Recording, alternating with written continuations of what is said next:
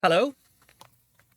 So I have been reading this book titled White Frailty, Why It's So Hard for White People to Talk About Racism, as sort of an beginning step on my investigation into some more fraught topics of our times. Trying to understand what is going on in other people's minds.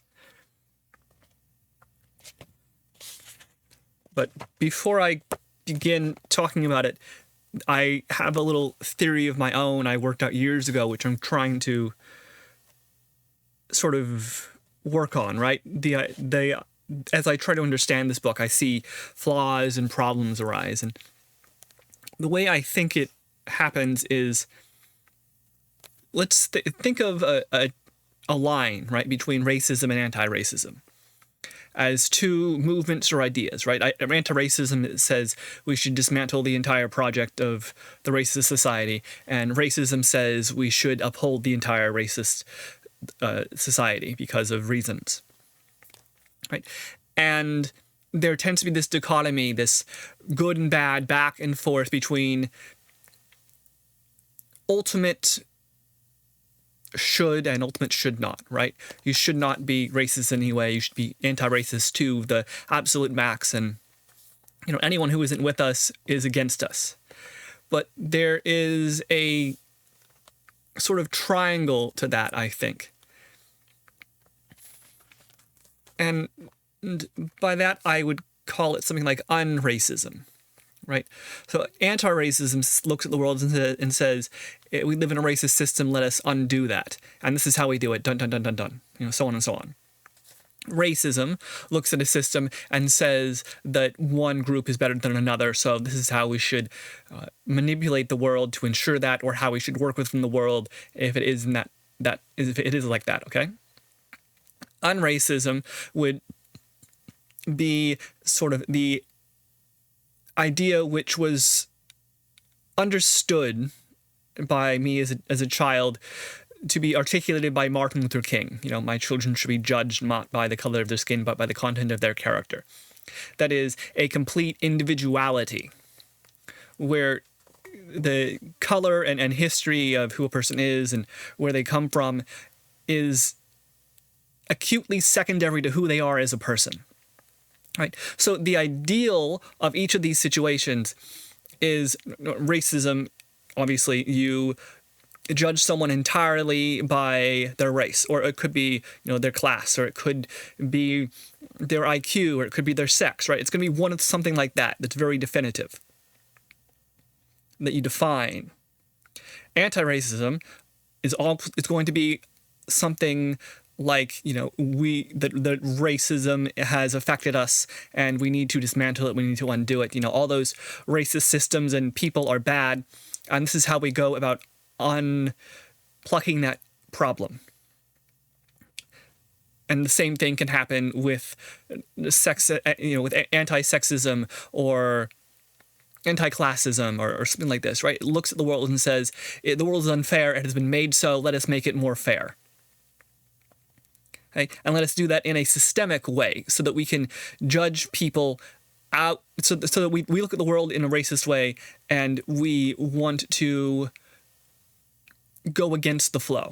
Okay? Or as something like unracism or unsexism or unclassism tries to judge people entirely individually, somewhat divorced from their origin or their type, or whatever definition they have. So there is a tendency in people to go towards one of these triangular points as an ideal, to uphold it as the perfect spot. Either we live in a world which is defined in some way and it's solid and people are like this and people are like that and I'm like this and I belong here and they belong there and everybody does their job and we get along fine. This is the idea which might be expressed in Hinduism as, stay in your sect. To stay in your sect, and when you die, you get reborn into a better sect if you did a good job, sort of bit, so that the people at the top have done their work to deserve their place at the top, or might be in a system of absolute meritocracy. Right? If someone is rich, then they must be successful, and so they know what they're doing, and so we should let them be in charge of us. If someone is born a king, then they rule by divine right, and those peasants should listen to the king. This sort of thing. The world is set in place. An anti-viewpoint would be another angle of that triangle, and be something like down with the kings, down with the patriarchy, down with the system, down with whatever it is that you dislike and want to do. And then the third angle of that triangle is, let us ignore the systems altogether. Let us not even comprehend or deal with class and race and sex and all that. What I want to do is speak to you individually, spirit to spirit, direct to direct, as a human being with a mind outside of our own preconceptions and biological imperatives and, place in society. To get to one of these points is difficult, and I feel also unbalances the effect of the world, right? We want to see that there are sections of society that are set up to benefit to benefit people and benefit certain power structures, but we also want to ensure that those power structures are fluid and move and express not how we want things to be, but how things are, right? This is the difference between achieving equality and equality and equality. I'm not sure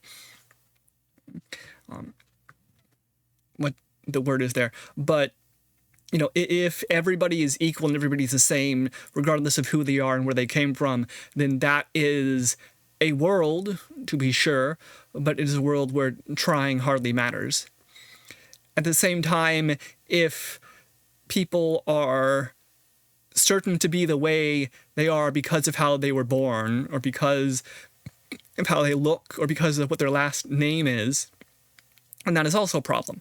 You want transfer, and I would, for my part, my ideality is that third angle of the triangle, the un-racism, the unclassism part, where we see each other as individuals. But I also know that it is very difficult to reach that.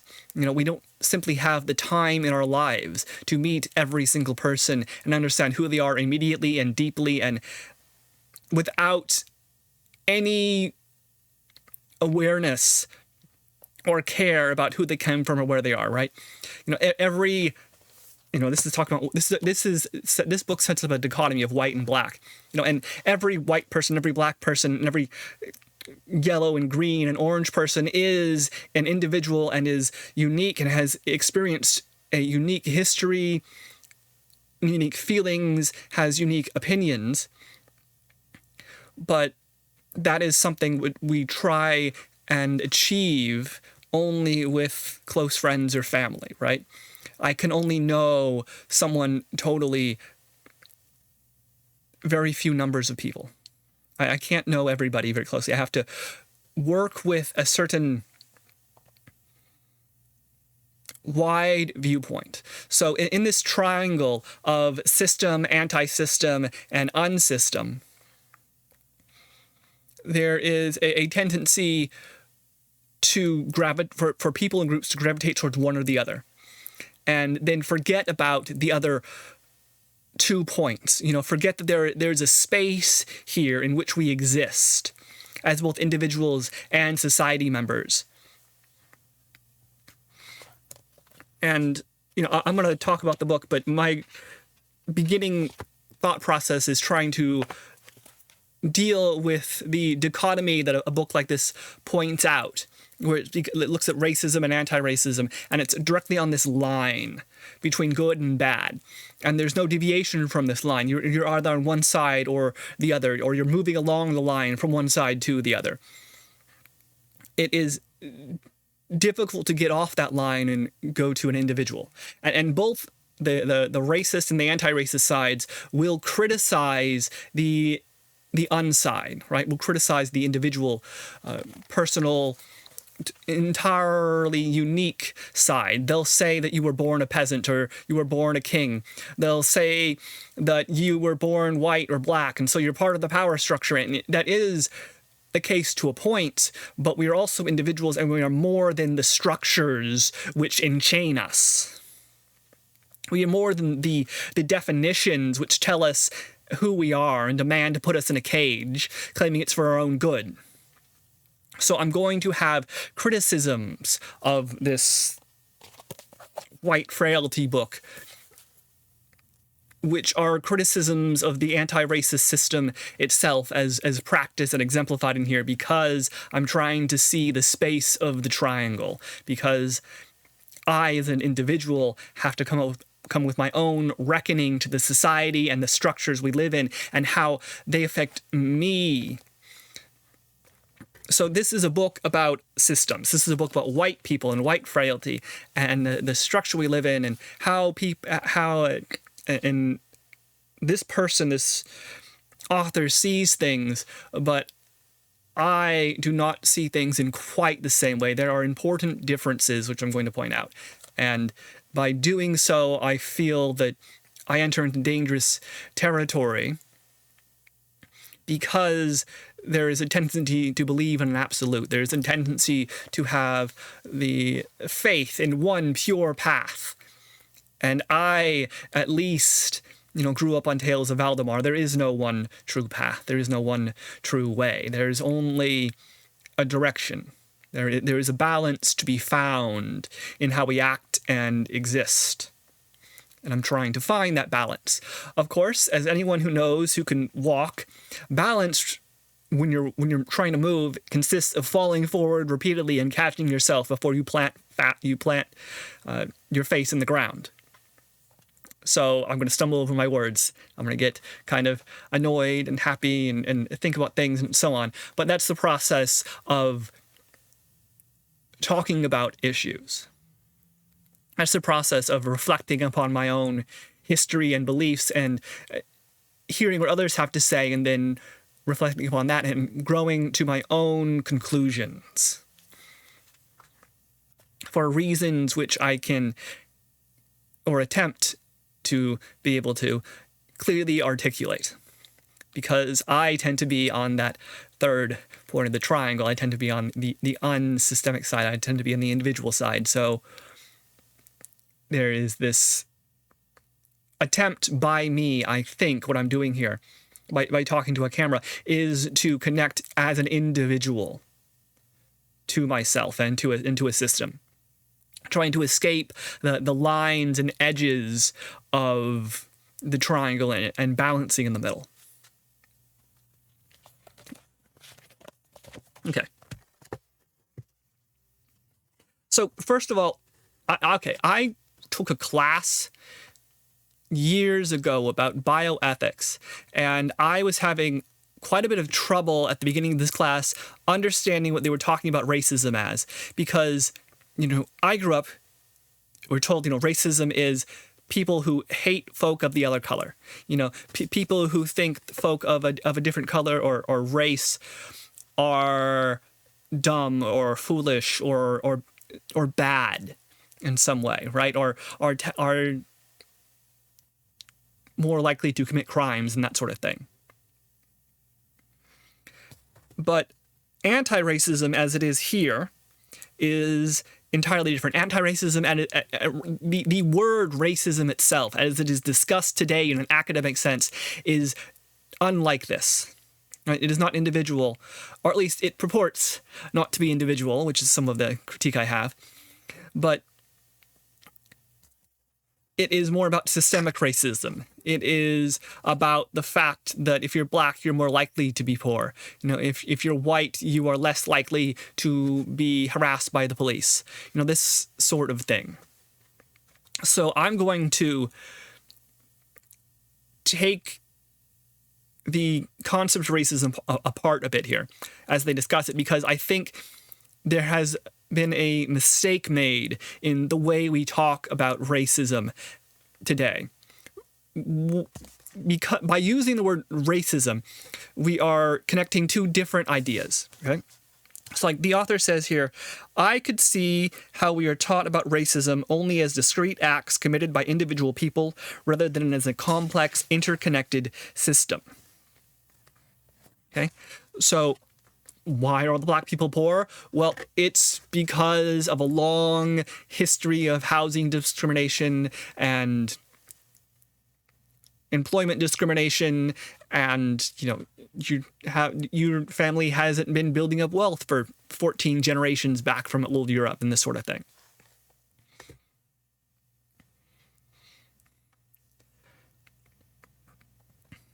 And yet we will meet black folk who are rich and successful and lawyers and doctors.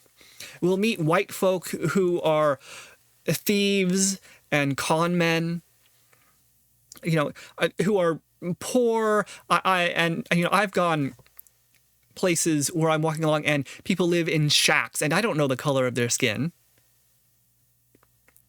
I can't deduce that simply from their surroundings. To think so is absurd. I've seen this because I've been places. But if you have a more limited viewpoint, if you've only lived in one town and, all the poor folk are in, South Sacramento or something, and South Sacramento is mostly black or mostly Asian or something like that, then what you're going to think up as you grow that is how things are, right? You're going to have to question that by going someplace else, by reading about other ideas. Part of what I've read, at least, that part of the reason the civil rights programs and marches worked in the United States was because we had a national radio, national television in the time, and people in random houses all across the nation could see dogs being used to attack protesters, or water gun, or like fire hydrants breaking up lines, or people being pulled out in the street and beaten. Nowadays we record things and we can understand them. We can see what happens to people. We can connect on a visceral level. We're not just hearing about it through the news. We're not just thinking, okay, well, things in my town seem fine. And all the colored folk in my town, we don't have this problem here. What's wrong with the South? And then you look at the South and you go, oh, okay, this is a big issue. And then you hear someone talk about it and you go, oh, this is something that affects us today. And this whole bit, right, is what we would refer to as systemic racism. So I'm going to make this distinction between individual racism and systemic racism. And this distinction, I think, needs to be made because there is a feeling you get when you're reading this book, and the book talks about this, that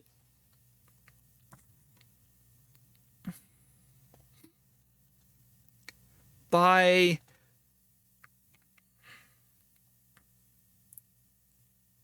reading and interpreting what people say and hearing them talk about racism, they seem to be attacking you directly.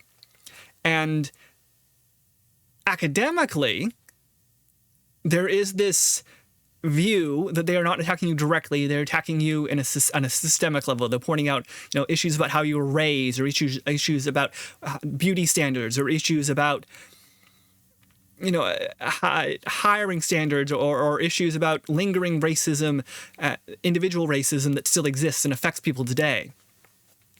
And of course, these talks are individual, person to person. And so a lot of information is lost in the translation because we use a single word racism for the idea of individual, purposeful racism, where I don't like folk of a certain race or type, however I define that. Versus there is a system which affects certain types or races of people disproportionately. Right? And this distinction is not made often or clearly enough in the popular vernacular, in talks from person to person. So I'm going to make that distinction here.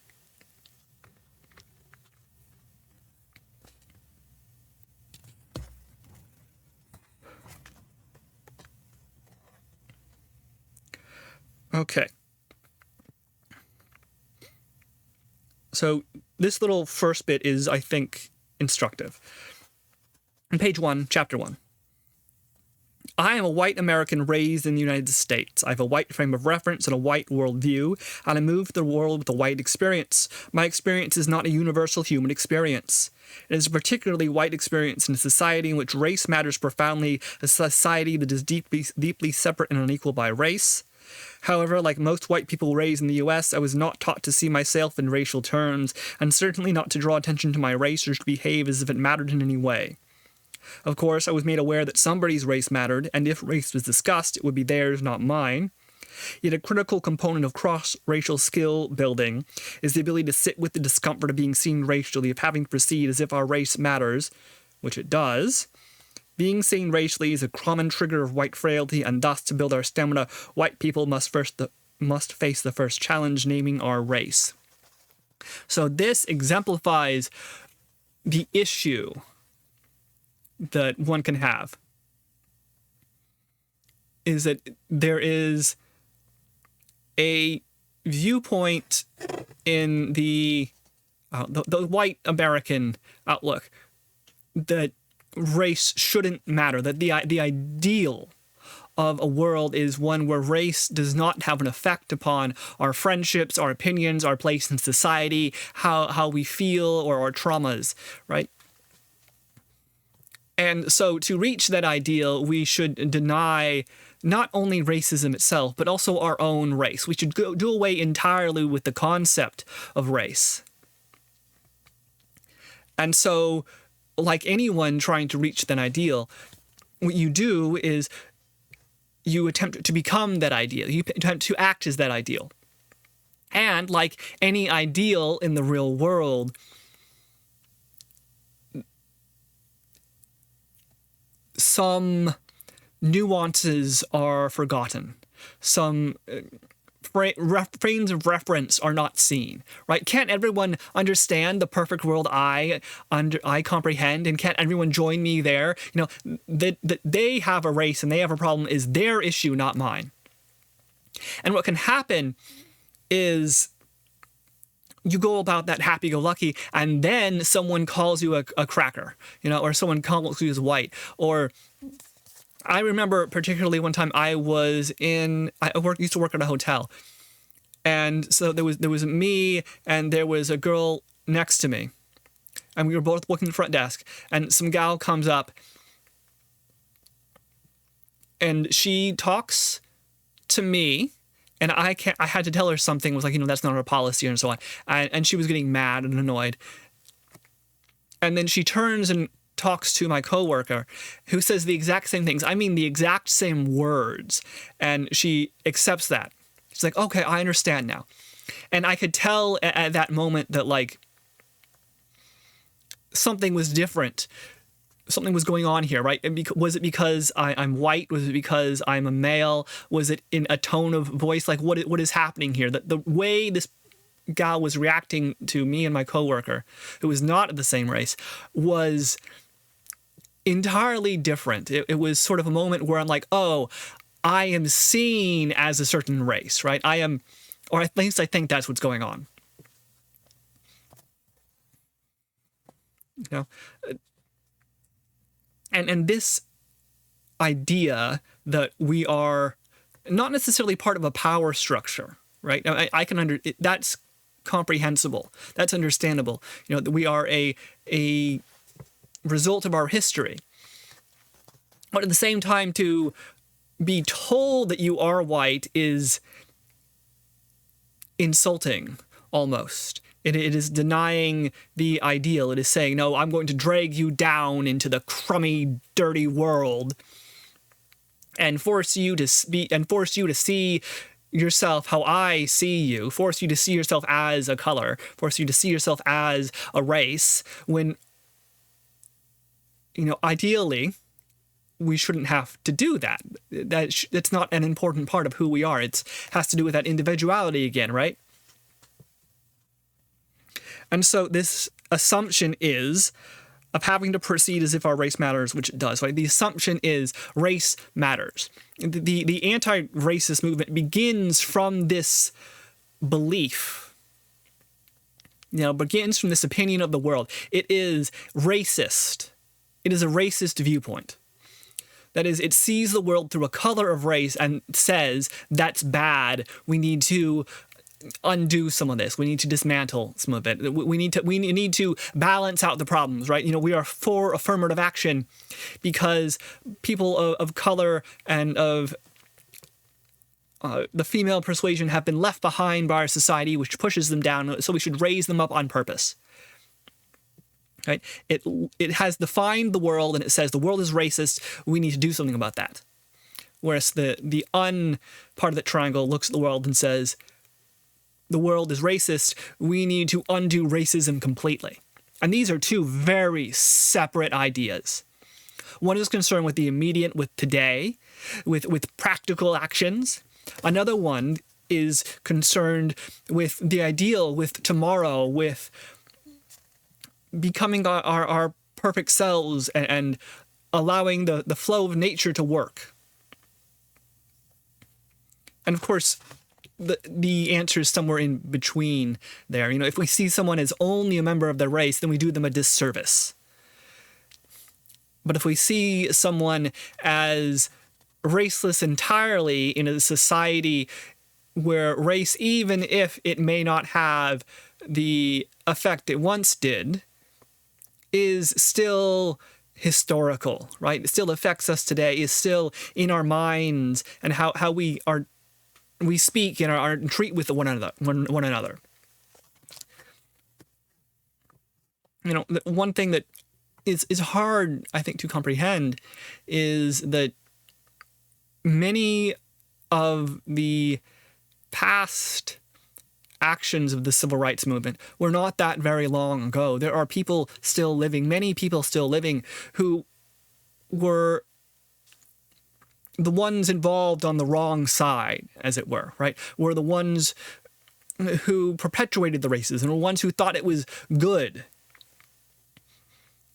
And today, they still exist. They still have, children and friends. And as well, there's the silent majority, the ones who just wake up one day and saw a news flash on TV and thought that's wrong, we need to do something about it. Race matters, but it also should not matter. And I begin from an ideal, but the anti-racism, and I see it immediately here, right? It begins from racism itself. It accepts racism as a reality and says, how do we work with that? Whereas what I want to know is, if we accept racism as a reality, how do we dismantle racism entirely? And those don't lead to the same place, right? If I say dismantle racism entirely, then I mean, black or white or brown or yellow doesn't matter at all. But that is, I'll admit, something of a pipe dream. It is a place to reach far away. At the same time, this exemplifies one of the issues, right? That there is this attempt by the anti-racism viewpoint to see white people as white, and that you must acknowledge your whiteness, and you must feel guilt for this. And that is an imposition, right? That is an attempt to make people move by giving them emotions to feel or forcing them to understand their place in an unjust system. But it is also an issue which continues to reinforce racial stereotypes and ideas, right? Do I have to see myself as a race? What if I don't want to? then where does that put me with racism and anti-racism if I deny the entire dichotomy? Okay, so and this is shows you, right? But exploring these cultural frameworks can be particularly challenging in Western culture precisely because of two key Western ideologies: individualism and objectivity. So individualism, I am me, myself. Objectivity comes from ancient Greek thought, straight up. Ancient Greek philosophy all the way. That's where the objectivity comes from. That there is a reason to the world, that there is a rule and pattern of how existence works and happens. And so we are not trapped in our objective viewpoint, but may, through reason and logic and frank open discussion, achieve an understanding of reality itself, or at least a scientific knowledge of what is possible and how things work. So these are the core ideas: individualism and objectivity. Find a problem talking about systemic racism.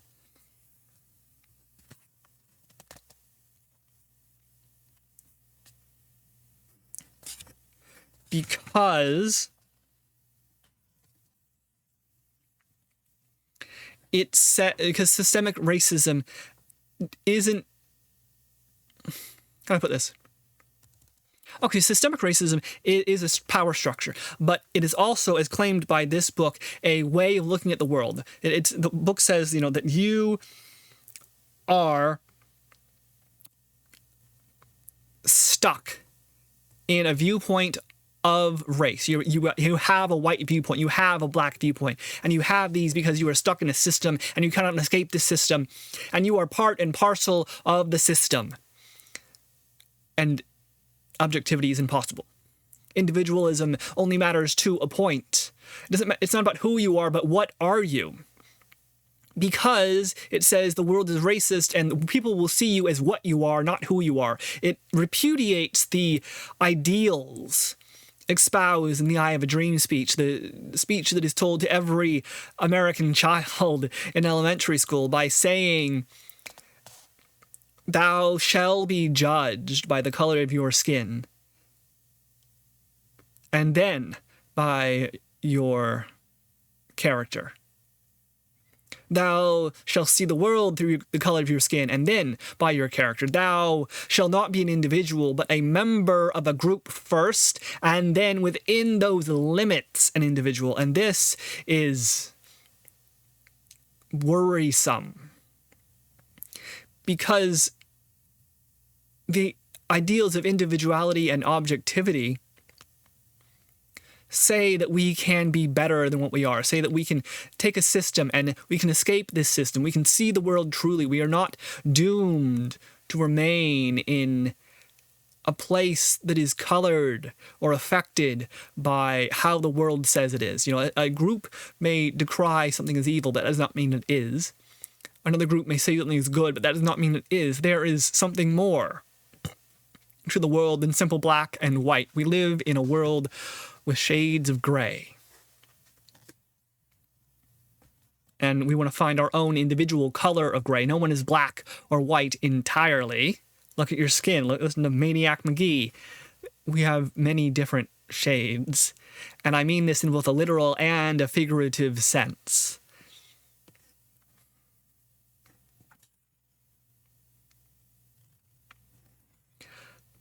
Okay. So, but we get back to this part of the trouble here. She says, "Therefore, if I am saying that my readers are racist, or, even worse, that all white people are racist, I am saying something deeply offensive. I am questioning my readers' very moral character. How can I make this claim when I don't even know my readers? In fact, since it's racist to generalize about people according to race, I am the one being racist. And, frankly, yes, you are being racist. You are seeing the world through a racist lens.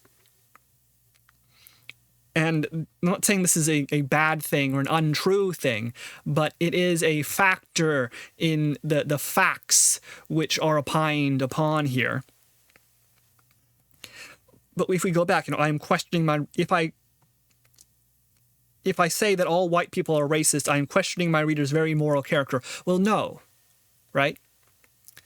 Or not entirely, at least. What you're saying, what should be properly said here, if I'm saying that all white people are structurally racist, or benefit from structural racism, or participate in a structurally racist system, then that is what you were actually trying to say. You are not trying to say they are racist, because that message is that they are individually racist. They are systemically racist and individually racist are two different things. And this issue that she's having, where she's like, well, if I talk to a white person and say they're being racist and they take that as an insult, well, hell yes, they do. Because there is a failure of communication. There is a failure of viewpoint here. And it troubles me to read a book like this and have someone say, well, I can't understand why when I said they were racist, they got offended. I didn't mean it in that way. Well, then don't use that word, right? Don't use the word racism, because it has a double meaning. And this is something that we have not achieved in our speech today. Right? Okay. She says, now breathe. Right? I'm not using this definition of racism, and I am not saying that you are immoral. Well, yes and no. You are not using the definition of racism which I, grew up with. You're using the definition of structural racism, which is not the same as individual racism. But you are, at least partially, saying that we are immoral. Right? You are at least partially saying you benefit from a structural system, and you should not have benefited from that. You got something unfair. Right? And I want you to see that the system benefits you and the system pushes down someone else. And if you do not see that, if you do not agree with me, then you must be bad. But that's not entirely what we mean either, right? We can say that someone benefits from structural racism and that they are a perfectly fine, happy, moral, good human being as an individual. So how do we get past the raising of voices and the shouting and direct ourselves to a more individual talking point? Well, you run into problems here, right? You run into that triangle again between racism, anti-racism, and unracism, between system, anti-system, and individuality.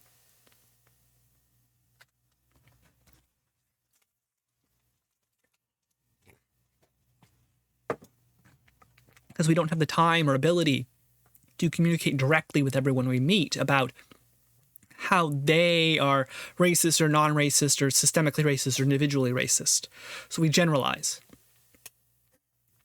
But this generalization is so often achieved through individual speech.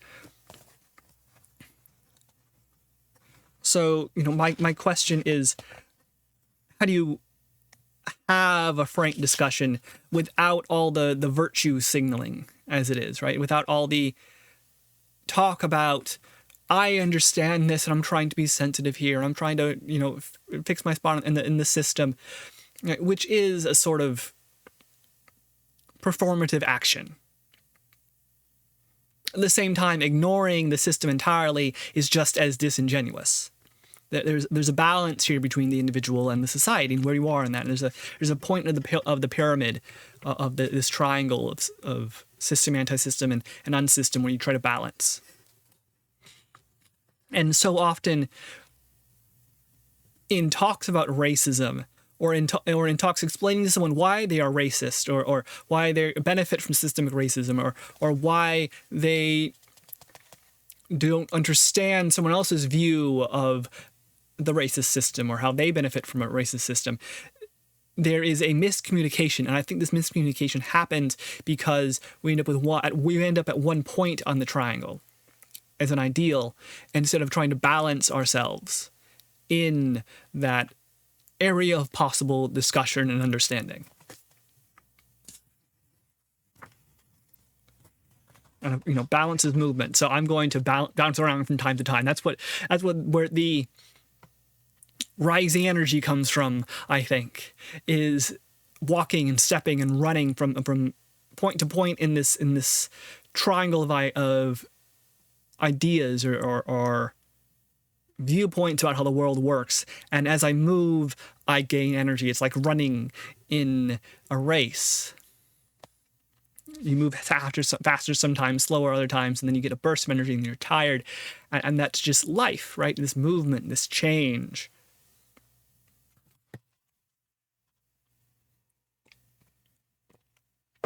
My discussion with my own brain.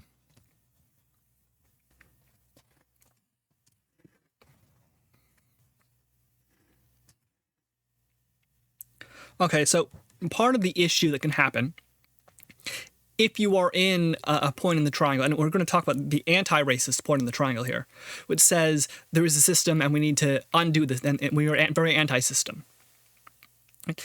She says, all humans have prejudice. We cannot avoid it. If I'm aware that a social group exists, I will have gained information about that group from the society around me. People who claim not to be prejudiced are demonstrating a profound lack of self-awareness. Yes and no. Right? I may be prejudiced in many ways, but that does not mean that all my decisions are due to a prejudice. I have, viewpoints on race and gender and class, but that does not mean I am entirely defined by my viewpoints on race or gender and class. It does not mean that I can be fit into a small little box. And it is important to understand this because it's another point in the triangle, right? The author denies objectivity. It says objectivity and individuality are bad tools for understanding racism and the structure of a power system. And a historical system that affects us today, and our social system. And to an extent, they are right. If we see things only objectively when we are ourselves subjective, then we will miss out on certain information. But at the same time, if we see things only subjectively, we will also miss out on information. There is a balance of movement to be found between the objective and the subjective, between understanding how the world is and seeing the world through our own eyes. And of course, my viewpoint here comes from that old Greek philosophy, the philosophy of the Enlightenment, the philosophy of the scientific movements.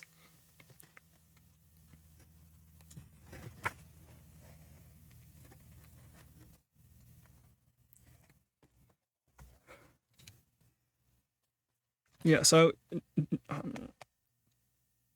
Che Kaholani Koanui, professor of American Studies and Anthropology at Wesleyan University, explains racism is a structure, not an event. So again, just pointing out, there's a structure of racism here. I don't have to go into the whole system. Every time I go over a quote, so I may be repeating myself because the book repeats itself quite often.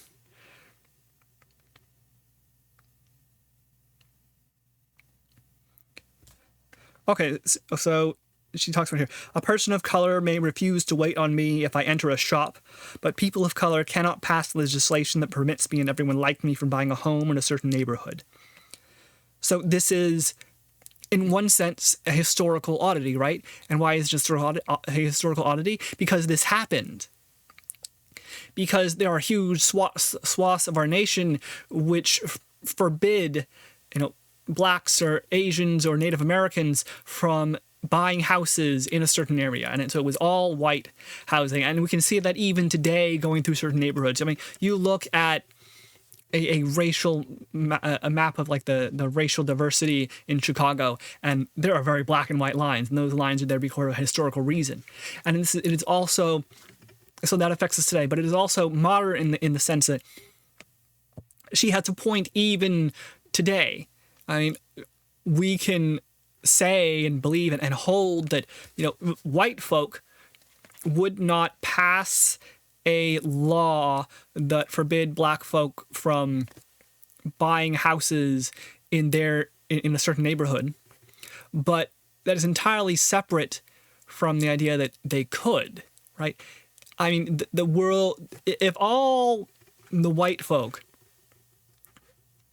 however you define that, today decided all of a sudden that racism was okay, then they could institute a whole system of racism again, of systemic racism to to the degree of the Old South and whatnot. And that itself is a problem, that this disparity should even be possible, that one group should even potentially have so much power, because eventually it will be abused. You know, there are studies and anecdotes I've heard about people like, you know, well, if I apply to a job and I give a woman's name, then I'm less likely to get hired. If I give it a name that sounds, you know, African, or a name like a you know, Destiny or Diamond, then I am not as likely to be hired, because those are stereotypical black names. And they're going to identify me with a certain race, and then they're going to have their own prejudices and ideas, and this affects me even today, you know. And it's also going to be systemic, right? If all the folk of a certain color are in a certain neighborhood, then that neighborhood is going to be either, you know, richer or poorer than the average. And if all the folk of a darker skin color are in poorer neighborhood, then affects the world entirely. But again, we have run into problems, right? All the folk, that's not the case. It has never been the case that all the folk in the entire nation and the entire world were distinguished entirely by their race or so on. But it may well have been the case in large swaths of the nation. You know, in the middle of Louisiana in the 1700s, how many black folk do you think owned houses? So this is a structure that could itself come back. And how do we undo that, right? How do we pressurize ourselves against the pull of such a system? Because if we are the ones who could benefit from that system, then whatever the reasoning might be, there is this push to benefit from it, right? It's a push for power for ourselves. And then we form groups by one definition or another.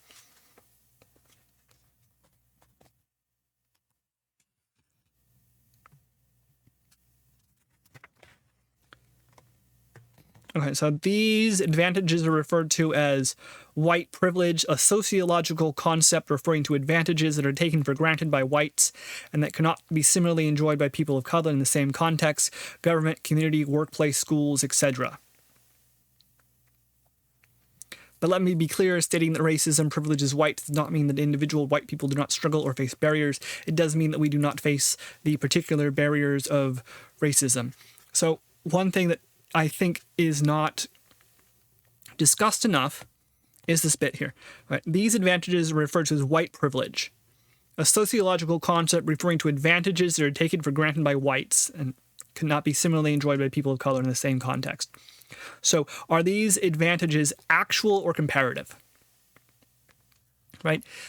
This has to do with how we aim to fix the issue. Okay, so as far as I can tell, it is just a point of fact, it's a point of accepted fact by every black person I've ever talked to, that if they have a nice car and they're driving in a nice neighborhood, they're more likely to get stopped by the cops than they would if they were white. You know, I've heard friends talk about this and mention this. Oh, you know, they stopped me. You know, I had a, you know, for this reason or another reason, right? It is seen as one example of a privilege, right? If you are a dark skin and you have a nice car, then you go in certain areas, then you are at a disadvantage because the police will focus more on you.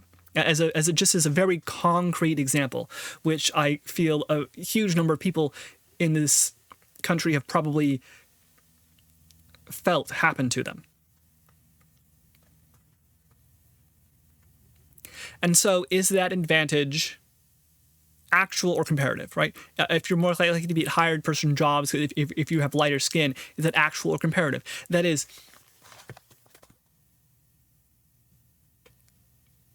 do you have that advantage because the person hiring or because the cop has views about people of dark skin? Do you have that fact because if you're black, if you're stopped for driving while black, or walking while black, or standing on the wrong street corner and taking photos with their picture of an event while black, sort of thing, then why are you picked up? Are you picked up because the cop focuses more on you? Because the cop thinks you're more likely to be a criminal? And alternatively, if there is a white person doing the exact same thing, driving, having you stopped by the cop for driving while white, sort of point, right? Then is that because there is a view of the cop about the white person that they're less likely to commit a crime, or they're more likely to be able to afford the nice car?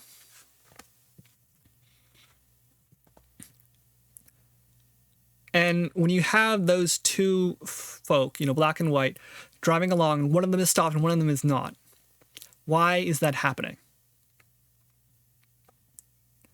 And what I'm trying to get at here is, does the cop see people and then put them into definitions, and then work with those definitions, and one definition is bad? Or does the cop see it and one definition is bad, one definition is good?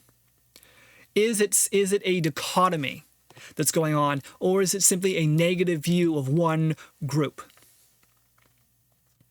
And so this is why the idea of white privilege can often be problematic.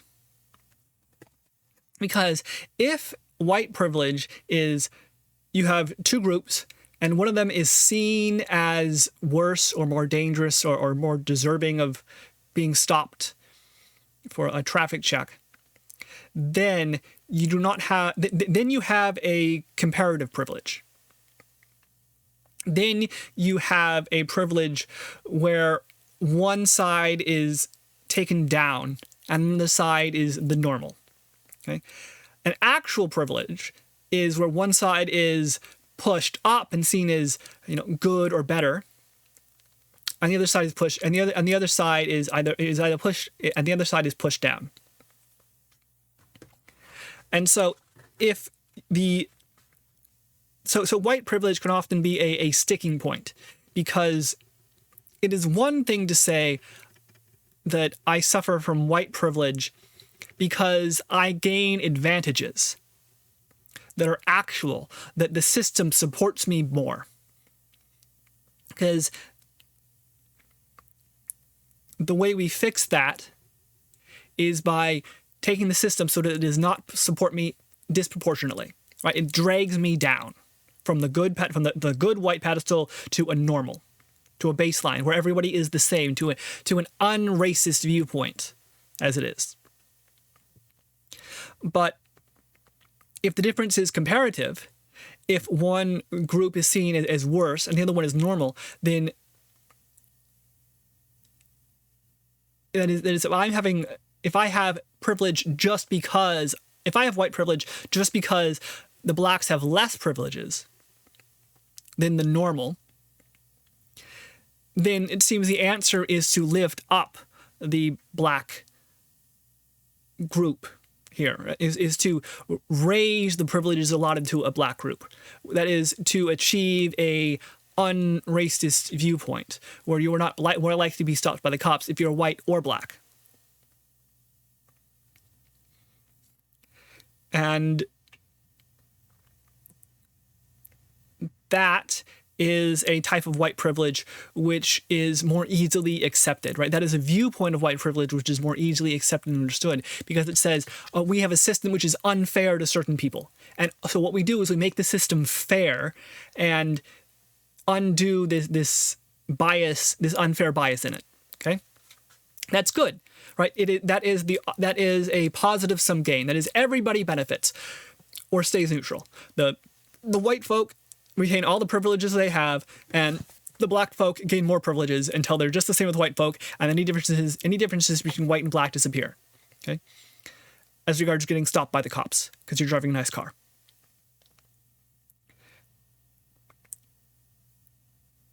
The other option, of course, is where the blacks are bad and whites are extra good. So you have a tilt, and so in order to bring it back into balance, in order to create a new norm, you have to drag the white group down a bit, right? You have to make it more likely that they're going to get stopped by cops. You have to point out their whiteness and say, look, you aren't stopping. Look, this community you're in is 50% white, 50% black, and you are only stopping, and of your stops, 35% of it is white. You need to stop more white people, right? That is pushing down on a privilege which white folk would have, when it is very different to say you were stopping too many black folk. Stop focusing on people because they're black and stopping them in their cars. And if you see a black guy in a nice car, let him go, right? You're going to ask yourself, if he was white, would I still stop him? And if the answer is no, then don't stop him. Okay, so white privilege is there's a third option here, which is that whites are pushed up and blacks are the normal, which you might find somewhere like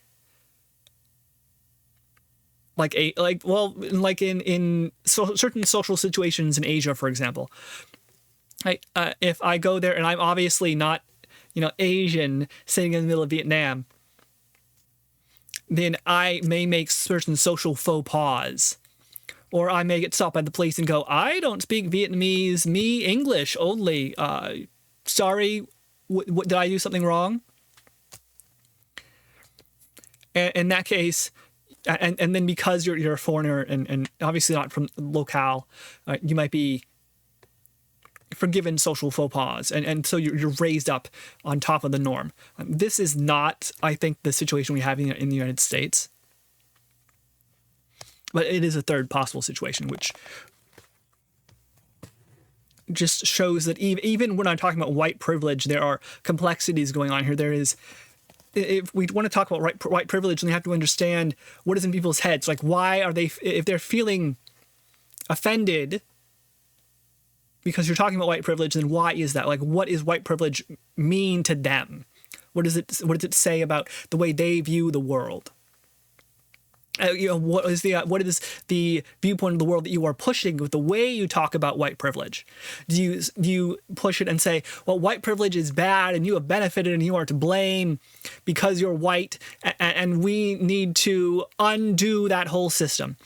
Or do you say that the system you have is unfair to black folk and we need to raise it up, we need to make it fair, we need to achieve the ideals which your forefathers fought England for, of self-determination and equality before the law, when they brought down the kings and whatnot. And these are after the same goal, but saying that you have benefited from white privilege and we need to now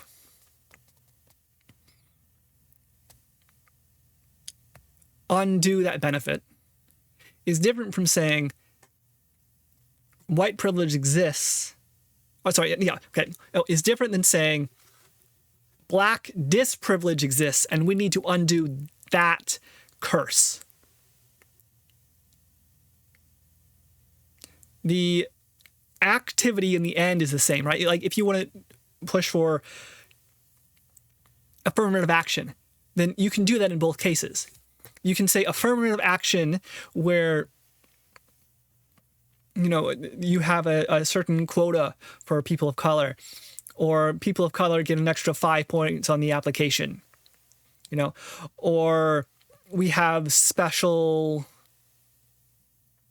scholarships set up for people people of color from a disadvantaged community, sort of thing, right? Then you can look at that and you can say, well, affirmative action means that if you're white, you have a worse chance of getting into the college. Or you can say affirmative action means if you're black, you have a normal chance of getting into the college. And these may have the same effect, but the way in which they are perceived is entirely different. Because this whole bit is white frailty. Why it's so hard for white people to talk about racism. And partially that can be because we have feelings about our position in society. And it is all linked up with a complex philosophy of being and existence and right and wrong and fair and unfair and good and bad. And by attacking a system, we are possibly raising the defenders of that system up in arms unnecessarily so, right? The same effect may be achieved, but a different message may achieve it better or quicker, or at least in a more understandable fashion. You can sit there and talk about, white privilege is bad, or you can say that white privilege is an undesirable state, and so we wish to be fair, and fairness is good. Right? One side looks and says, white privilege is bad. And the other side says, the opposite of white privilege is good.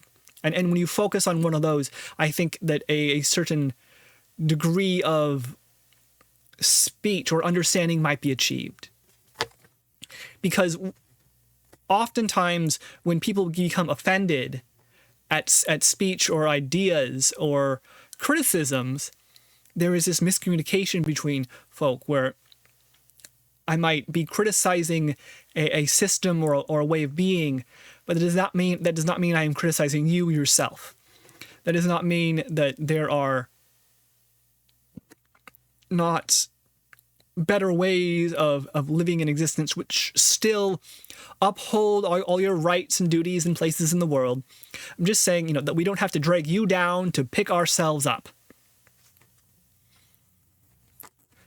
And if we as a racial group, right, not are trying to pick ourselves up, then all you need to do is help us, or all you need to do is move out of the way as we rise. And that is, I think, would be, an easier way to get the message across. Instead of "How dare you be white?" it's more like, "I need you to be moral." And instead of blame and attack, it's opening up a space for you to be better.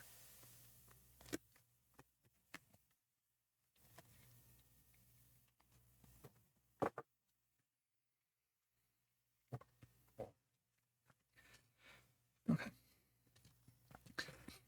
Now, of course, there is a sort of issue here, which the anti-racism viewpoint has, or as espoused in this book at least, speaks about. Okay. Instead of the typical focus on how racism hurts people of color, to examine whiteness is to focus on how racism elevates white people. Whiteness rests upon a foundational premise. The definition of whites is the norm or standard for human, and people of color is a deviation from that norm. Okay. So this gets to part of the issue I was talking about before, right? If white privilege is seen as a privileged position, then it's bad. If white privilege is seen as a normal position, then it is neither good nor bad. No.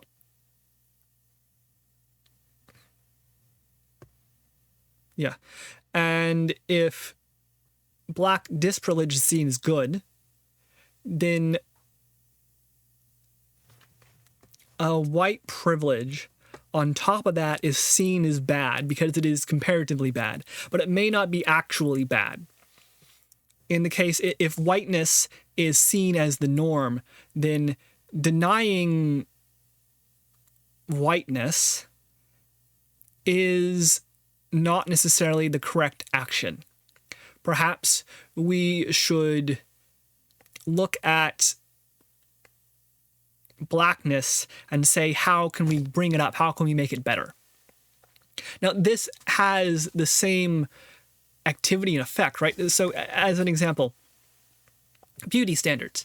I was once asked, like, the kind of person I was attracted to, and immediately through my head there went like the vision of the supermodel. I'm like, I don't know how to answer this, so I'll think of someone who is popularly attractive, and what do you know? They're gonna be busty and blue-eyed, blonde, white skin, on the cover of magazines. That's like went through my head. Oh, that's what pretty is. And I could have just as easily said, well, pretty is braids and skin dark as midnight and wide hips. And that would have been just as valid a response, but it wasn't the socially ingrained response in my head, right? It isn't the one I defaulted to. I defaulted to white, blonde, a busty supermodel, not, black, short Nigerian queen. And this is an example of, white as normality. In myself and the way I own, in the ideas I have about the world, right? That, pretty is that white girl. And yeah, sure, the black girl's pretty as well, but not like the default. That's something I think about secondarily. It's not what I go to immediately. And so this posits white as normal and black as secondary. Black is unnormal, which is bad, of course.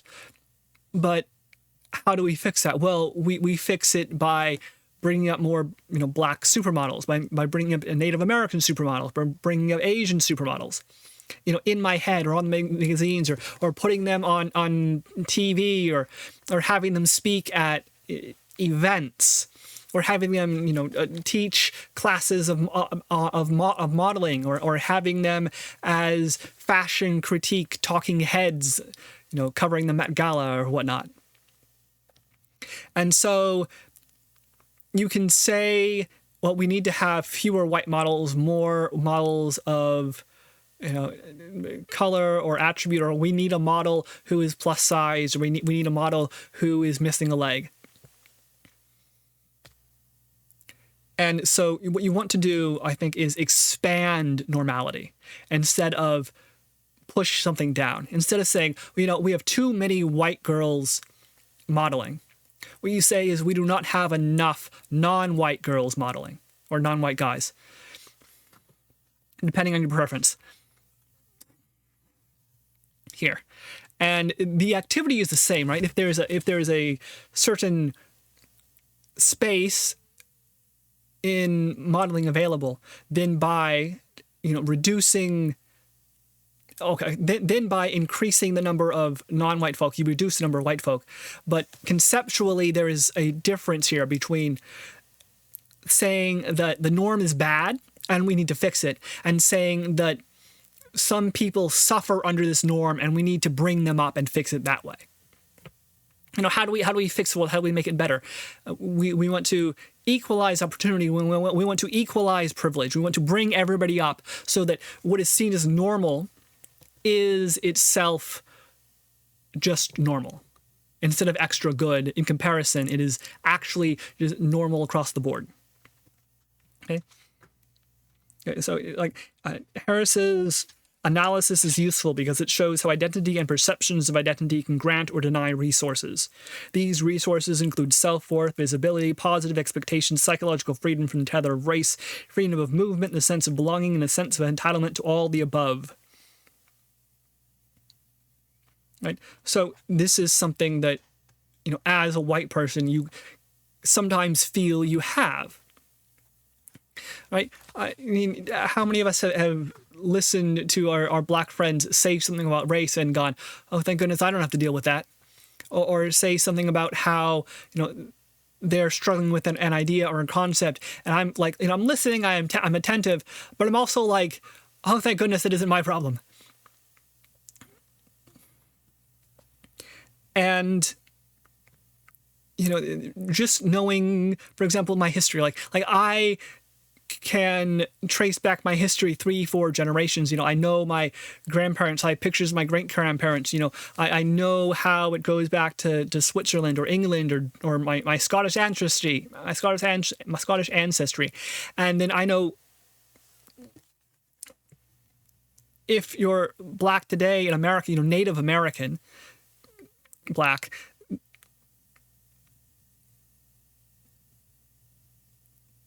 yeah, American black as opposed to like African black. And the black and white dichotomy itself has some trouble because it is seemingly predicated upon skin color, but it has very little to do with skin color in certain situations. Right? Then you might be, oh, I don't know where I'm from, or I don't know who my father is, and it doesn't require a large breakage in the chain of history to be unable to know where you came from. Like, I can read books in the library today. I can turn on TV shows and learn about the Scottish history and the history of Germany and the history of Finland, But if I want to know about the history of Nairobi or the history of Nigeria, then it gets a little more fuzzy, right? How far back do I go? I can go back and say, oh, I listen to philosophies that people have been talking about since the days of Athens, since the Roman Empire, since Charlemagne, which the Enlightenment, the Reformation, all affects me, and in regards to like how I believe and think and the discussions I have with my parents, and so on. And then I meet a friend who's like, hey, my great-grandparents were slaves, then they were sharecroppers, and then like my father moved to Chicago by himself and struggled and strived and made a better life for him and his children. And I'm not really sure where I came from, and I'm not really sure like what my history is, and then about Africa. I'm from, but what do I know about it? Like, what sort of pride do I have in my history and who I am? And I'm saying I can go back to Athens and find my pride at any point in the entire history of Europe or America.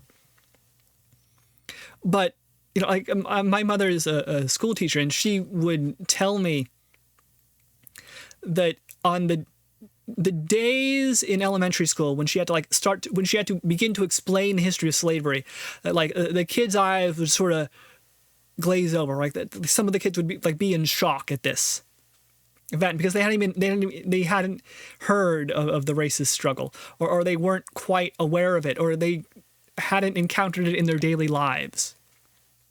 And yet now they're learning about it in school, and all of a sudden, the kids are looking at each other, and you're white, you're black, and oh my gosh.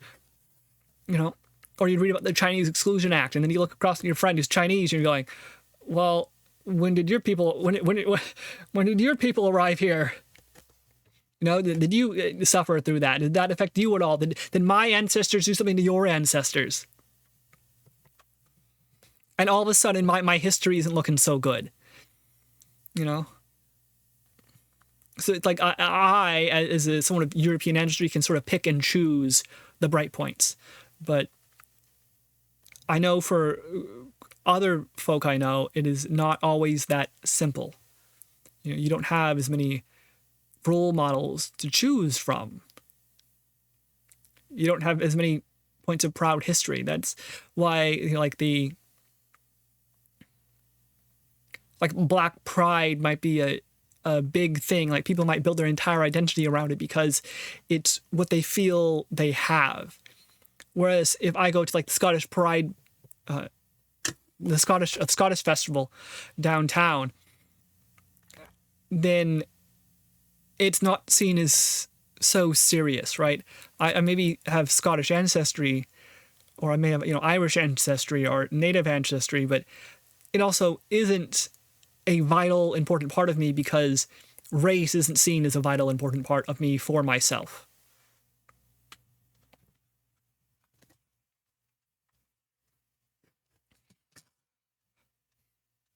Right.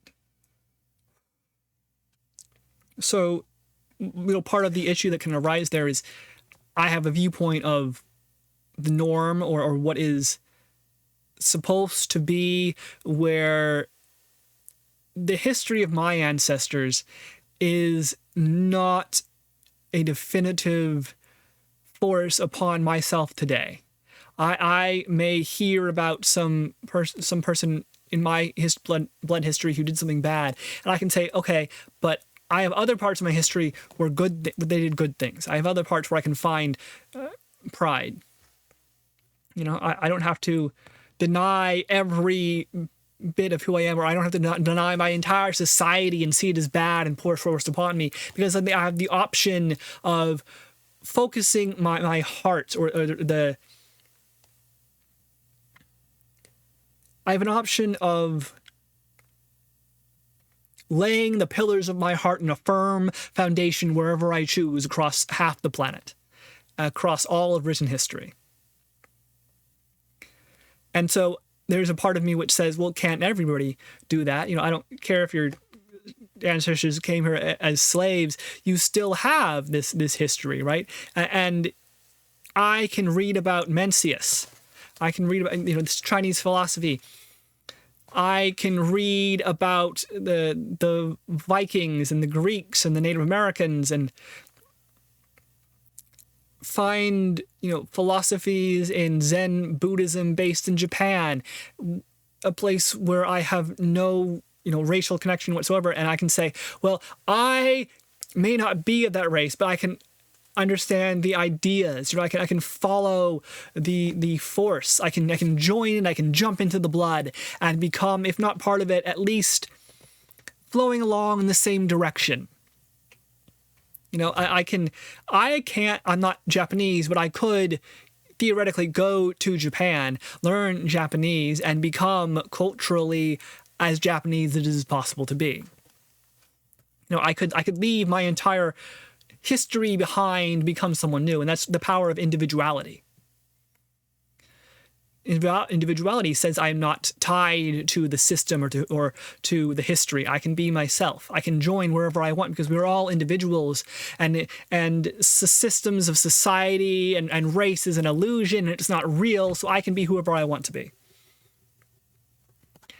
And that is true to an extent, but I think there is another point of view which looks at the system and says, well, I am white or black or brown, and that is how people see me, and that is the structure I am in, and I cannot escape this structure.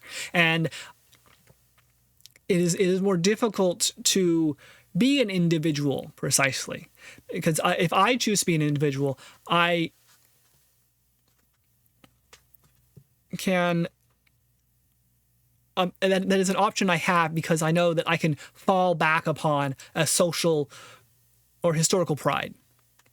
If individuality doesn't work out, hey, if I'm a failure and a loser and a dumbass, at least I can go to the Scottish games and cheer in the crowd, right? At least I can be a part of something. At least I can be accepted for the failure I am. But it can be hard otherwise. Like I have friends who, they're black guys, and they are supposed to be the providers, and that is how their entire family sees them. That their job is to go to work and make money, and that if they can't do that, then they aren't men, or they aren't worthy. And their entire, and the guys I mean, like, they see their entire worth as built up in, can I make money? They have a very narrow sense of worth. You know, am I famous? You know, do I have great rap skills? Am I good at football? And if I'm not that, then I'm sort of nothing. And I think there are a lot of white folk I meet who have the same thing, but it is less likely. And that is because of this individuality that goes through. Someone might have the feeling that, oh, I have to make money or else I'm not a guy. I have to have children or else I'm not a girl. You know, I have to take care of my parents or else I'm being an ungrateful child. Until they find themselves stuck in these systems and they have to follow these systems, and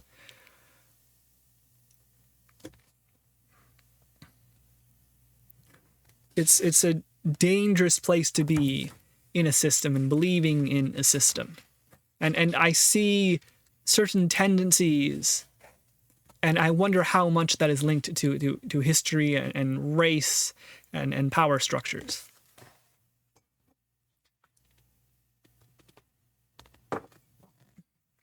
As I may be talking about, you know, white folk and black folk, but I don't mean white folk and black folk in their entirety. I just mean general tendencies. I mean areas of society. I mean groups of individuals who have something in common. And there is always, always, always an exception. That's important to remember, I think, that to balance between the structure and the individuality. Right, to balance yourself in that triangle of ideas.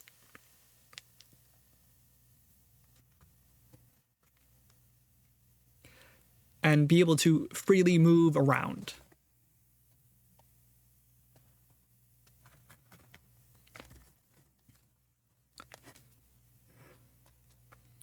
Okay, thus our need to, quote here, qualify that we are speaking about black history or women's history suggests that these contributions lie outside the norm. To say that whiteness is a standpoint is to say that a significant aspect of white identity is to see oneself as an individual outside or innocent of race, just human. This standpoint views white people and their interests as central to and representative of humanity. So yes and no. Okay? Here we get to part of the issue.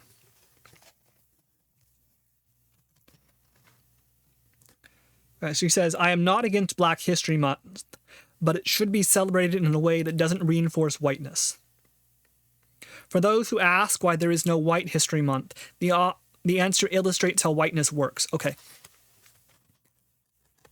White history is implied in the absence of its acknowledgement. White history is the norm for history.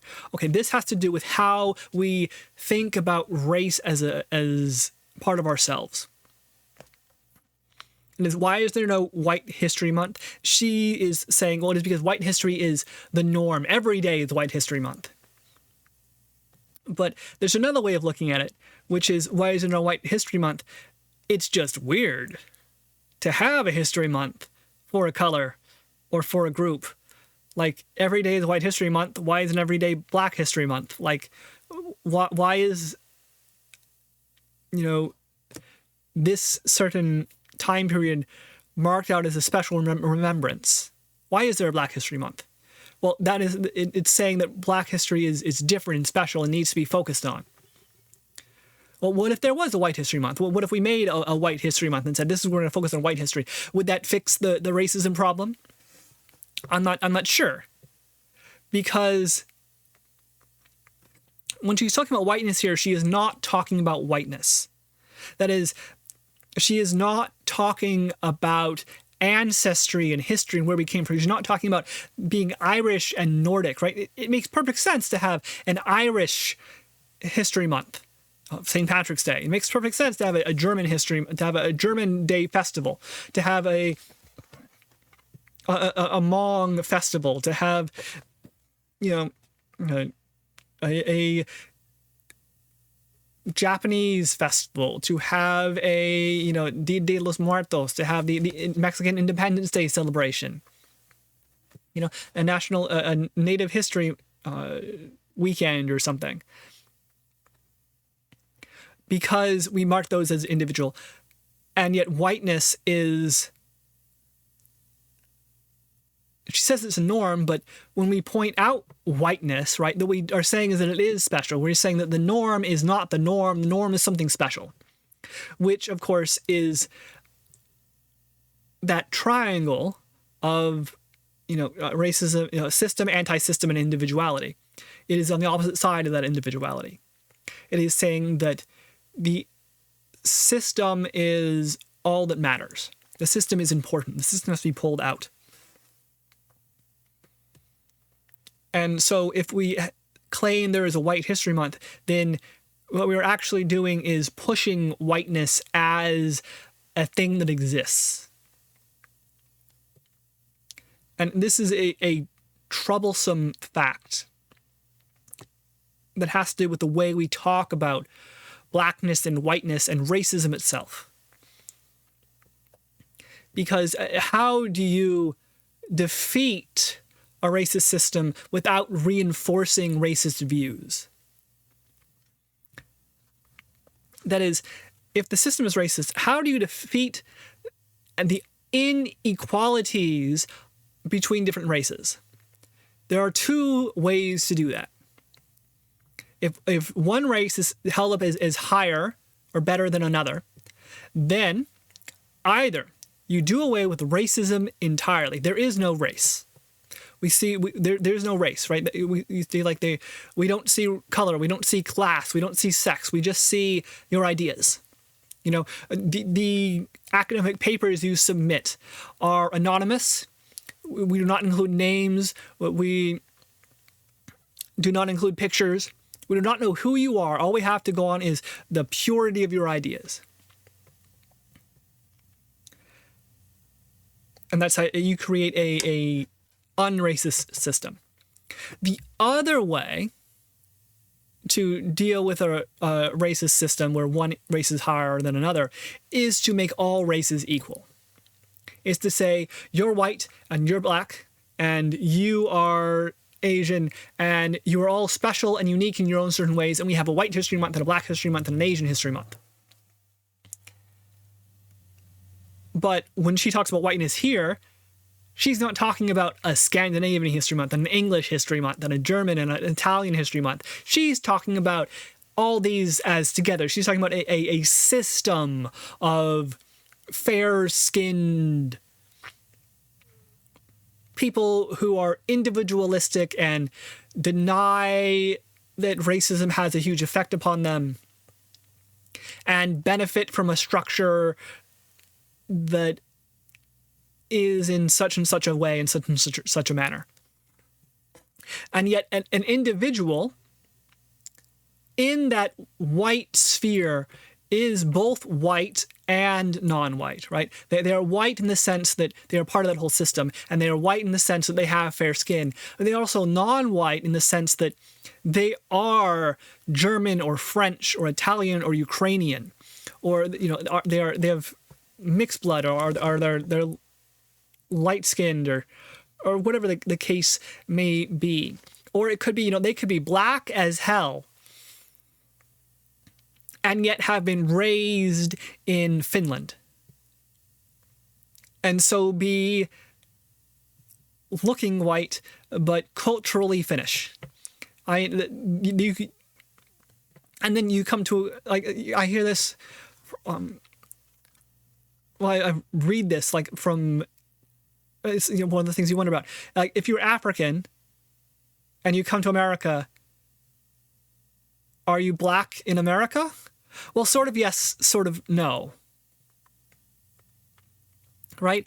Yeah, you look black, and you may suffer from some of the discrimination of black, but you also don't have that whole history of, the American slavery system and problems. You may have a history of colonialism, for example, but that is different in a way than the American experience of, sharecropping for 4 generations or something.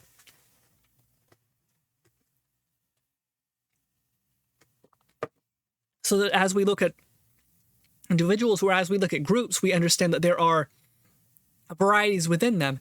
And so the problem arises. If we want to deal with racism, how do we acknowledge it without reinforcing racist views itself? You can either say, well, we're going to do it away with whiteness, and we're going to replace whiteness with a whole bunch of cultures in history, in English, German, French, Czech, Romanian, and so on. And so we're going to dismantle whiteness as an overarching system by breaking it into its constituent parts and making sure that everybody is racial and equal. Or do we dismantle whiteness by dismantling whiteness and blackness? Right? If white is the norm, well, then something that non-white is an unnorm. Well, then if you want to dismantle whiteness as the norm, you have to also dismantle blackness as the unnorm. And that is something fraught with peril. Because to say to a racial group, to say to any group of any organization that has put itself together in any way that you should not have done that, or that there is something wrong with that system, is dangerous, right? If I go out and I say, white history in America, in the United States of America, is bad, then that is almost acceptable to say. Like, it is understandable in the public sense what I mean. But if I go out and say, this part of the black identity is bad, if I say like,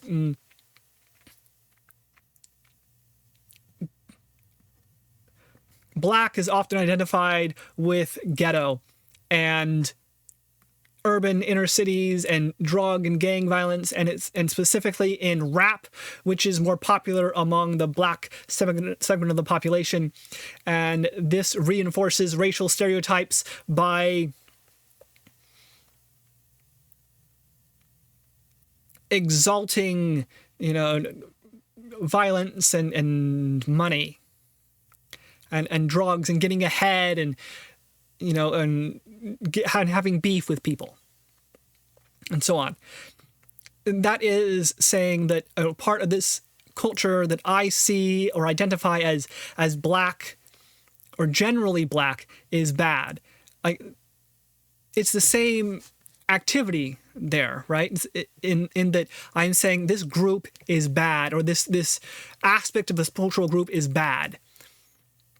And it is acceptable to criticize the white bit because the understanding is that whiteness is the power and blackness does not have the power. But this is also a problem,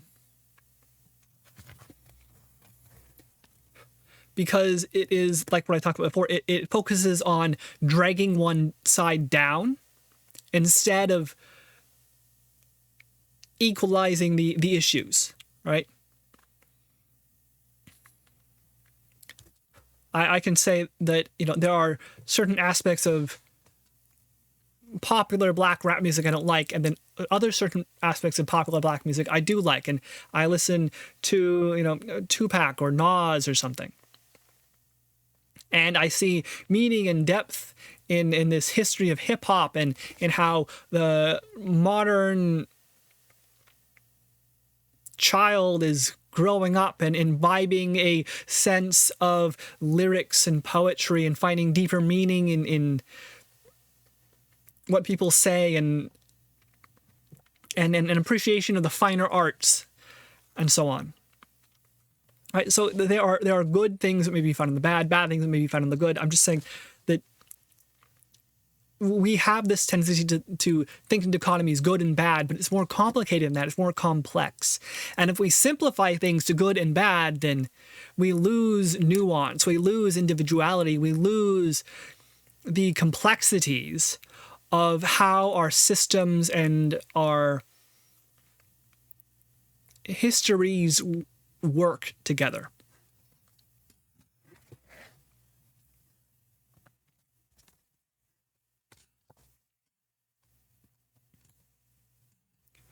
Okay, Mills describes white supremacy as the unnamed political system that has made the modern world what it is today. He notes that although white supremacy has shaped Western political thought for hundreds of years, it is never named. In this way, white supremacy is rendered invisible, while other political systems, socialism, capitalism, fascism, are identified and studied. In fact, much of white supremacy's power is drawn from its invisibility, the taken for granted aspects that underwrite all other political and social contracts. So again, white supremacy, and he's talking about here, is not technically white supremacy. That is, it has to do with the color of your race, the color of your skin, and the history of your people. And, who is regarded as powerful and who goes to the best colleges and who has the good jobs and so on. But it is also about a whole system and philosophy of living, of individuality, of thinking that race should not matter. There is the systemic racism and the individual racism. And even if you overcome one, you still have to deal with the other.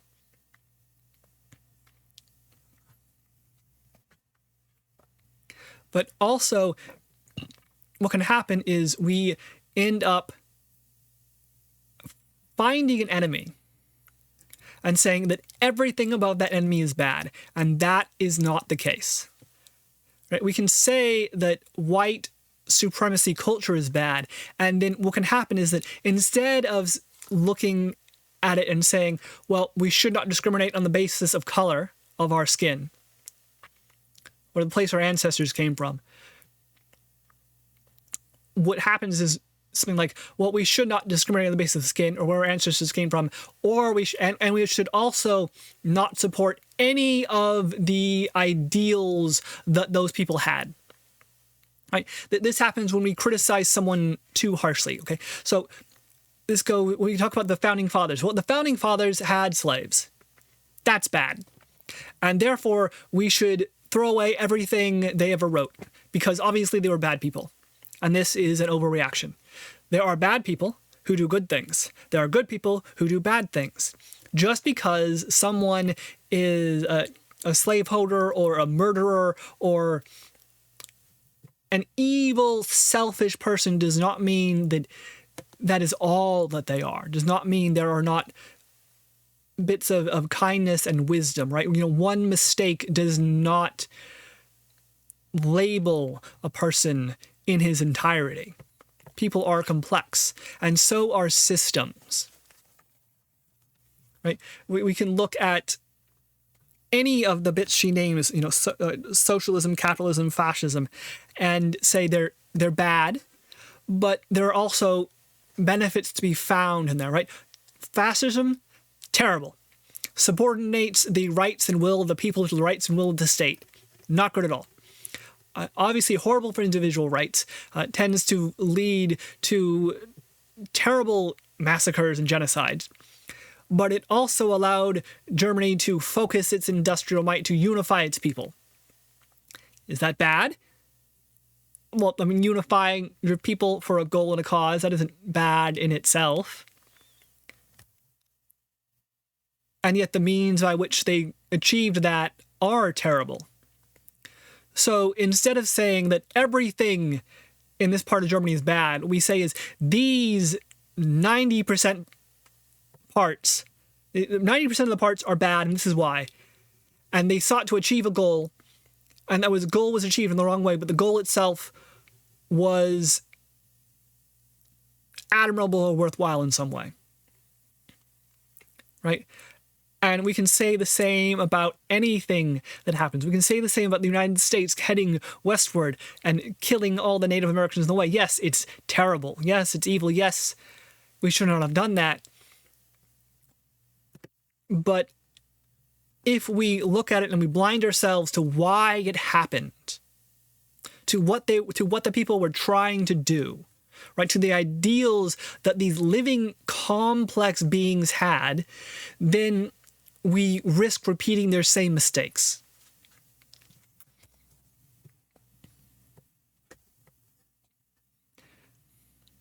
Instead, we should learn that, okay, the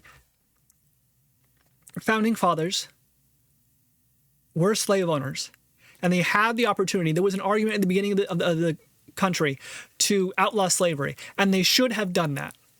Because if they did, then the Civil War would never have happened. Then we would not have many of the racial issues we have today. Then you would not have many of the economic issues in the South that you have even today. If they had outlawed slavery at the beginning of the nation, they should have outlawed it. And they didn't because they were trying to hold the country together. But all it did was push the problem out into the future, make it somebody else's issue by not fixing the problem today, right? And so if they wanted to hold the country together, to make the United States one unified people, then they should have outlawed slavery. And so by attempting to unify the people without outlawing slavery, huge mistake, terrible idea. It's the same in Germany, right, in World War II. Yep, very bad, lots of genocide, killing, people in jail, destroying centuries of communities, doing away with all sorts of handicapped people or gay folk, and so on. And this was all done in order to, they thought, or somebody thought, make their country stronger, and make their country prouder, and so on. And so we look at them and say, well, actually, by trying to do that, you brought the problem to your own door, right? When you destroyed a bunch of Jewish folk and massacred them in genocides in an attempt to unify the country, what you did was actually inflict a stain upon the people of the country which will persist for hundreds of years. What you did is hurt and harm and destroy that which you were attempting to protect or build up. If Germany had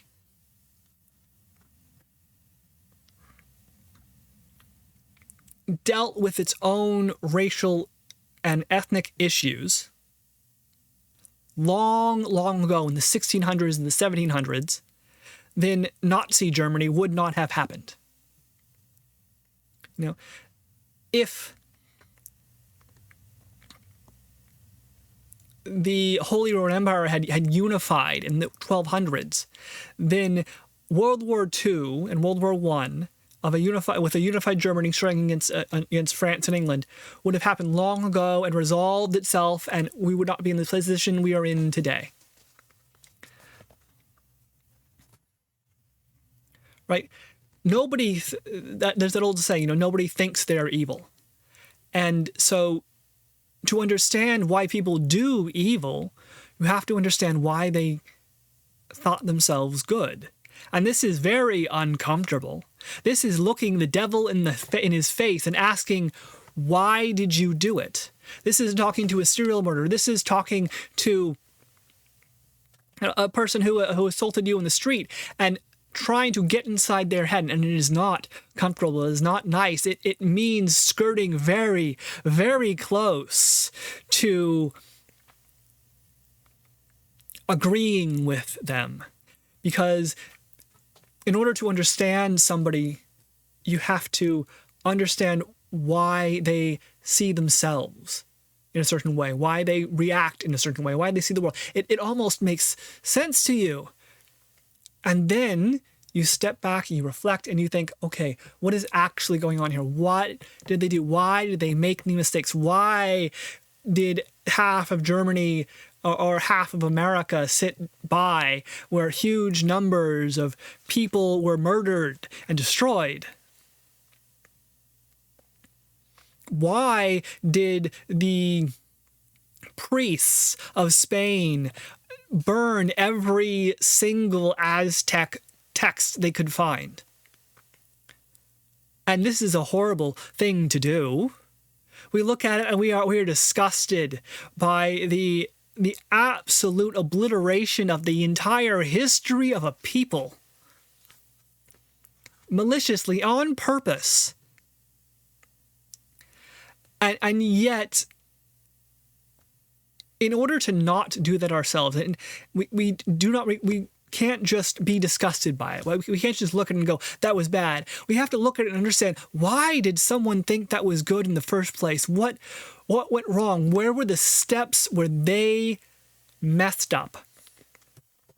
And we follow those steps in our head, and we hope that we do not make the same mistakes. We hope that we look at Nazi Germany, or we look at the Imperial Japan doing their experiments, or we look at Israel and 100 years of Palestine, or we look at the European destruction of Native American cultures, and we understand why that happened so we can stop them from doing it. If we just say that's bad, but don't give the reasons for why it's bad, if we don't understand all the way why it's bad, then we will end up eventually forgetting why it is bad and repeating ourselves. Because if you set up a dichotomy of good and bad, of good and evil, then if it is not on a firm basis, eventually it will be discarded. People move, societies move and change. You can look at it today and we ask, why are we going backwards in some ways? Why is there this rise of fascism and racism and anti-immigration and, the perils of capitalism and communism happening again today? Well, that is happening because there are similar problems and similar thought processes, and somebody looked at it and they're going down the same route that we took before. They're saying, well, you say it's good, you say it's bad, but I don't know why it's good or bad. I only know what makes sense to me. And so we have to understand, if we want to uphold our good and bad, if we want to uphold our morals and our shoulds, we need to have a whole structure in place showing why they are the moral and the good. If we do not, then they are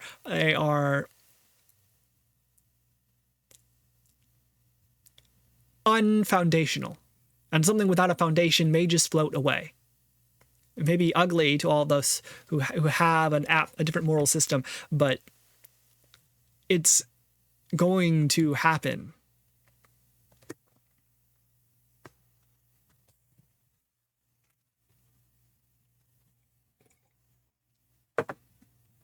White supremacy today is often seen as a sort of, white racist movement.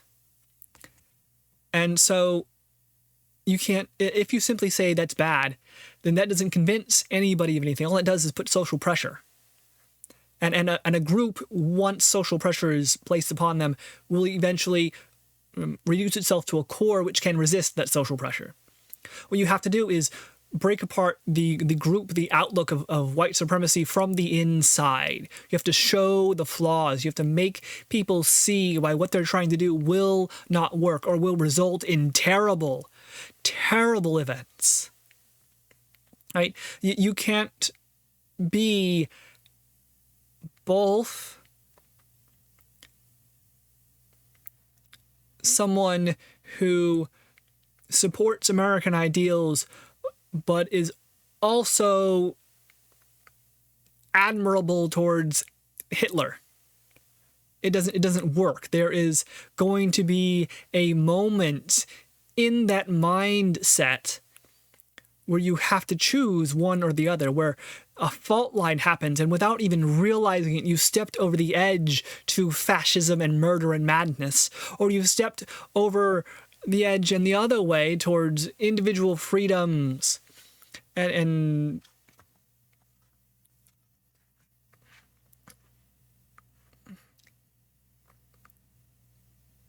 this is dancing with the devil to even begin to talk about this, to begin to think about it. It is emphasizing with folk who we may not like very well, or who have beliefs we find horrendous. but they are still people. And I think it's important to look at anybody in history in the world and think, there go I, except for chance. You know, there go I, except for something I learned. There go I, except for my parents. There go I, except for my rebellion. There go I, except for my own mind, which saw something in the world and decided to act in a certain way. There's no forbidden speech, because to forbid speech makes it desirable to some group and unassailable thereby.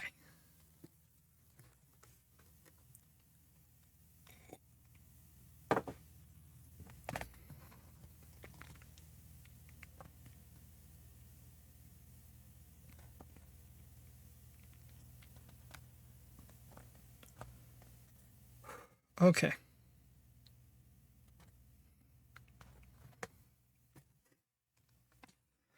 Let me go.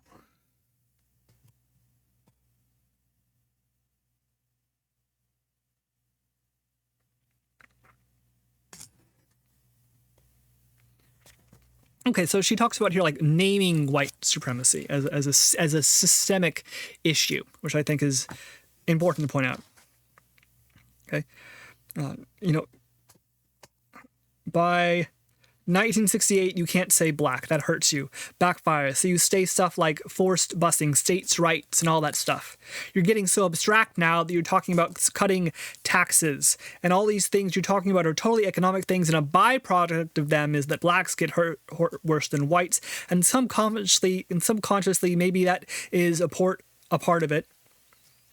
But I'm saying is that getting that abstract and that coded, they were doing away with the racial problem one way or another.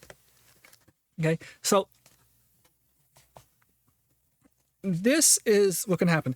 She says, you know, white supremacy describes the culture we live in, a culture that positions white people and all that is associated with them, whiteness, as ideal. And naming white supremacy changes the conversation in two key ways. It makes the system visible and shifts the locus of change onto white people where it belongs.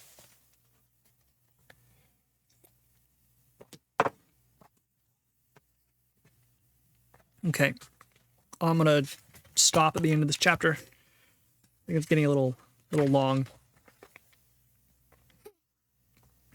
But here, I think, in page 33,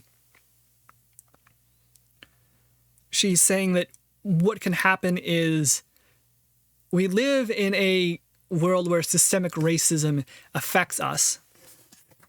You know, she names here, you know, the 10 richest Americans, 100% white. U.S. Congress, 90% white. U.S. governors, 96% white. U.S. House Freedom Caucus, 99% white. Current U.S. presidential cabinet, 91% white. People who decide which books we read, 90% white. People who decide which music is produced, 95% white. Full-time college professors, 84% white. Owners of men's professional football teams, 97% white. And that is not an accident. That is a result not only necessarily of like personal racism, but also of a systemic racism in the sense that it is the result of history. Who has the wealth? Who has the education? Who has the connections? Well, it is going to be more often than not a person who is white. Right, a person of light color, a person whose ancestry can go back to the Pilgrims. And this is a historical fact. This is a story of the world we live in, and often we say that, well, because we have fixed the problems of racism today, we have fixed all the problems of racism.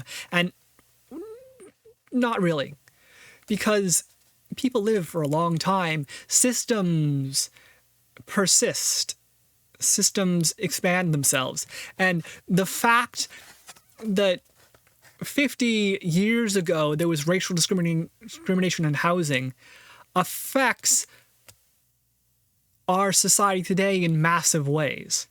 It has not been 1,000 years since the Civil Rights Movement. It's been 1970? It hasn't even been 100.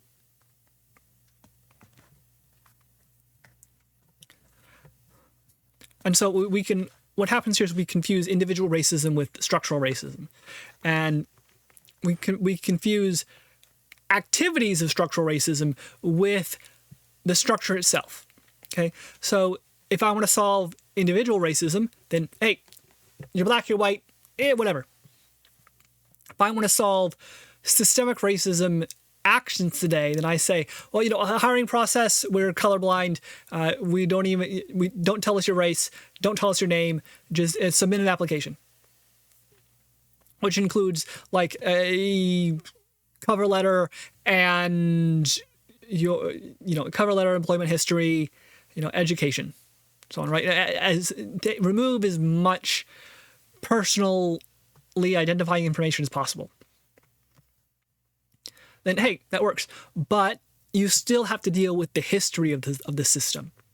Still have to deal with, oh, you went to Harvard? Well, you're probably white or Asian. Right? And you expect that. And then a Native American guy comes in and you're like, oh, I didn't expect that. And you may not even be doing that consciously. You may have just grown to expect that is the way things are. And so when something new comes through the door, you reapply your imagination. You go, okay, how do I work this out? Let me understand what's happening here. It takes me a second. And that disturbance means you're less likely to hire them because you feel emotionally disturbed because now you're questioning your reality. So on. And you might say, well, this person that I'm hiring is from a bad part of town. Well, is that code for this person is of dark skin? Not necessarily. I mean, if you live in the ghetto and there are white and black and people in the ghetto, it's not like all the ghetto speak you ever hear is only by people of dark skin. Just as many crazy white, loser on drug crackers as there are black folk doing the same. You wander through certain parts of my city and don't be surprised, at who you see. That is obviously a crackhead. And yet, on a system-wide level, one of these groups is more likely to be in a problem. One of these groups is more likely to be in an urban area. One of these groups is more likely to have a worse education. And so we come to sort of the problem of individuals versus the system we exist in. And even as we do our best to fix the system today, we still have to live with and deal with the system of yesterday, the system of 50 or 100 years ago, and how that affects us today. I mean, this is the laws of the country in a way. In 1776, some people decided that we really needed a Bill of Rights, and so we have a Bill of Rights today. Hundreds of years ago affects us and how we think and feel, and what we perceive of as right and proper limits and purposes of the government, because of someone 200 years ago. And then when they did it, they were thinking of like ancient Athens and these old philosophies and a history of Rome and why did Rome fall as a republic sort of problems. There's a whole history here in the planet that we like to pretend we are unaware of. But it does affect us. And so calling it out sometimes shows that. And I'm getting shot. It is 12:30 at night. I'm reaching about the limit of what I can do here. right? But like, you know, she talks about the segregation of the segregation of schools, and you know, today, I can read on the news, you know, schools are more segregated today than they were in the 1960s. You know, even though we've passed all this these anti-segregation lawsuits, and we bus people around, it turns out that the housing opportunities of 100 years ago still affect, you know, education today in massive ways with which we are unaware, and we try to fix that today by you know, giving more money to the poorer schools, or by, you know, changing the boundaries of a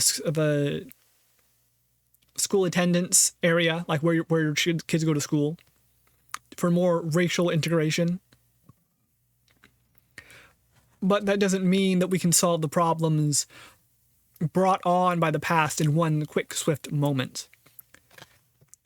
And I'm just talking about systemic ones here. When we get to, you know, individuals and histories, it's more problematic.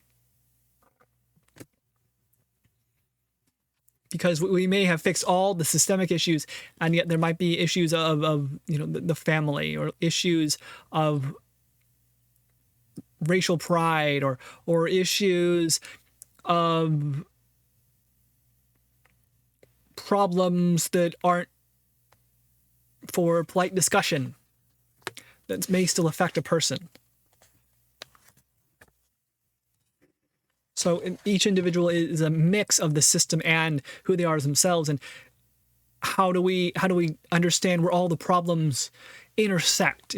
It's a complex issue, and so we try to balance this out. We try to, in the triangle area of system, anti-system, and unsystem.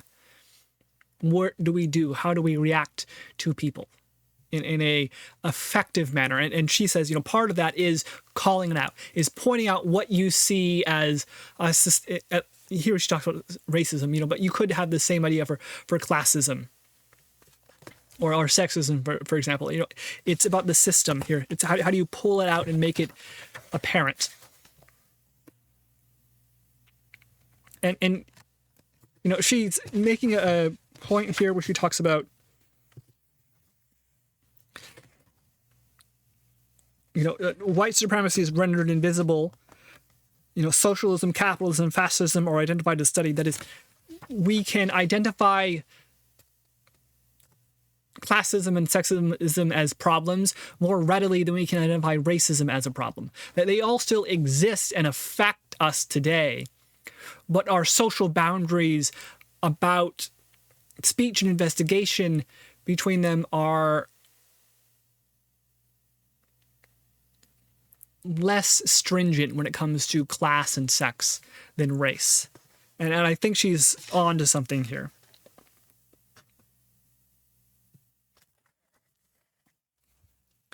So that's what I'll get to tomorrow, I think. I'm going through this book quite a bit slower than I expected. So this might be a 2 or maybe even 3-parter. But I'll head off now and talk about that. But yeah, next time it's going to be about discussing race and why it is often so difficult to do so.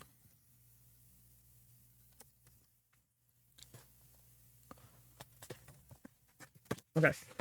Which is arguably the core of the book, considering it's white frailty, why it's so hard for white people to talk about racism. And chapter 3, we're finally getting into that bit, I hope, tomorrow. All right. I'm babbling. Good night.